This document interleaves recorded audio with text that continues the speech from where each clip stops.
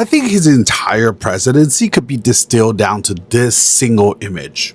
You guys all saw the clip in the beginning of the video. You saw how he stopped and he just want to bask in the welcome chant. Oh, by the way, if you didn't know, they're saying that welcome, welcome, you are very welcome. You see, like when he goes to these countries, they roll out the red carpet, they have this big parade for him, they have this big state like lunch. South Korea, Japan will give them gifts. But then when he goes home, nothing. He doesn't get any of this. People don't even want him back based on my other videos that you guys were saying. We don't want him back. And then the other most humiliating thing, President Xi Jinping didn't even go there to welcome him because he knows he has all the leverage. It's a sign of like, it's a way of saying, yeah, you're not at my level. Or in Trump's words, you don't have all the cards, you have no cards. As the world's two most powerful leaders toured the Temple of Heaven seeking some divine inspiration, small crowds gathered in a nearby park hoping to catch a glimpse. I've been waiting here for 4 hours, says this man. It's good though the two leaders are talking. It makes a real difference when they discuss their problems in person. The last time Trump was in China was a year before the first trade war kicked off. What does this visit mean for China-US relations? State broadcast anchor Lu Xian had a front row seat to the fallout.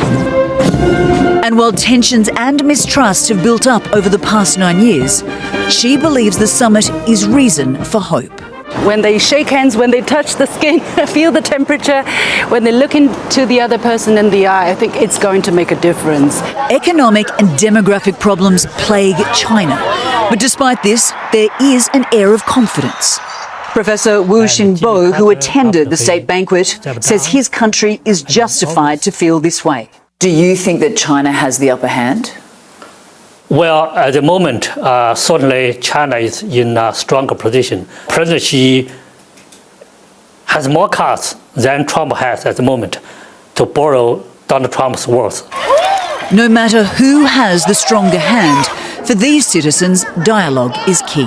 I'll be paying attention because the whole country's economy is tied to this in some ways, says this woman. So I'll be following it. Now, Tony, this evening's state banquet, which has just wrapped up, was an extraordinary display of power in one room. Not just President Trump and Xi and members of their administration, but we are talking about titans of industry from both countries coming together, as I say, all in the great hall of the people in an effort to reset this relationship, which we know has faced tension and mistrust for years. Tomorrow, the two leaders will meet for their final meeting over tea. Then President Trump heads back to the United States. Tony.